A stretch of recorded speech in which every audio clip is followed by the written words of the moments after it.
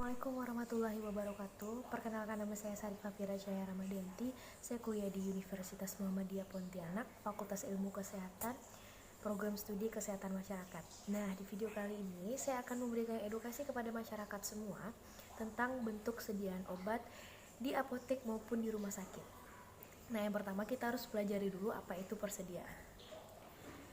Nah, persediaan atau inventory obat di apotek merupakan salah satu investasi yang membutuhkan modal yang cukup besar. Kenapa membutuhkan modal yang cukup besar? Karena pengelolaan persediaan obat di apotek sangat diperlukan, karena berkaitan dengan pelayanan terhadap pasien dan berpengaruh pada fungsi pemasaran dan keuangan apotek. Pengelolaan persediaan yang tepat dapat mengantisipasi kebutuhan pasien yang seringkali tidak dapat diprediksi. Nah, pengertian persediaan juga adalah stok bahan yang digunakan untuk memudahkan produksi atau untuk memuaskan permintaan pelanggan.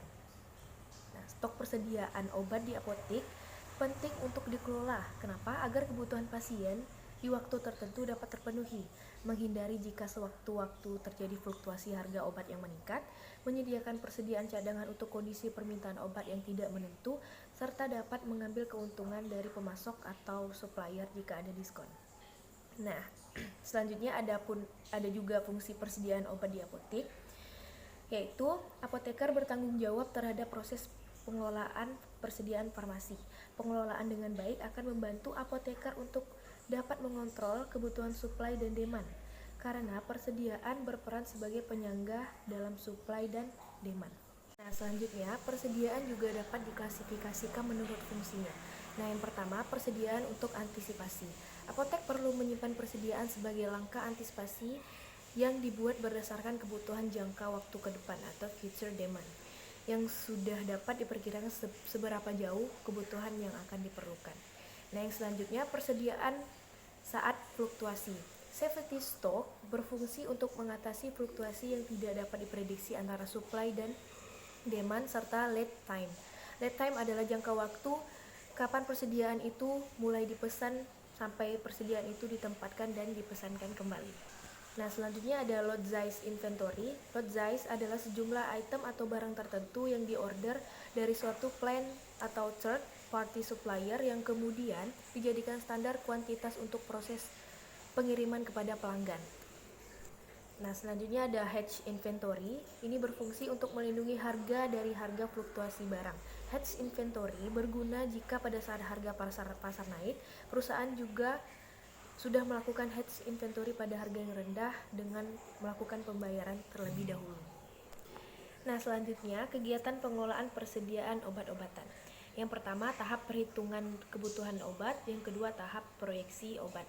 Nah, untuk tahap perhitungan kebutuhan obat dilakukan dengan menggunakan metode konsumsi dengan melakukan analisis tren pemakaian obat 3 tahun sebelum atau lebih, serta menggunakan metode morbiditas, yakni perhitungan kebutuhan obat berdasarkan pola penyakit.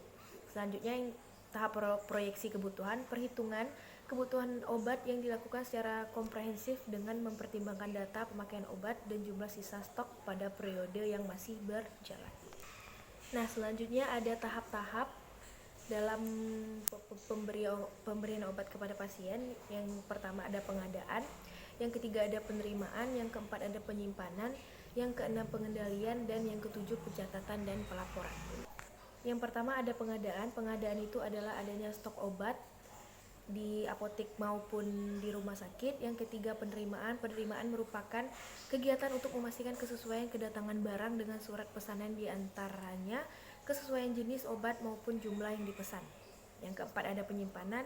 Nah, ini yang paling penting, karena tata cara dan pengelolaan penyimpanan obat secara tepat itu penting untuk dilakukan, karena obat merupakan salah satu faktor terpenting dalam pelayanan kesehatan. Selanjutnya ada pengendalian. Pengendalian stok obat-obatan dilakukan menggunakan kartu stok untuk memuat nama obat, tanggal kadaluarsa, jumlah pemasukan, jumlah pengeluaran, dan sisa persediaan. Nah, yang terakhir ada pencatatan dan pelaporan. Pencatatan dilakukan untuk mengetahui data obat yang masuk dan keluar dalam periode waktu tertentu. Oke, sekian bentuk edukasi saya terhadap bentuk sediaan obat di apotek maupun di rumah sakit. Mohon maaf jika ada salah-salah kata. Saya akhiri. Wassalamualaikum warahmatullahi wabarakatuh.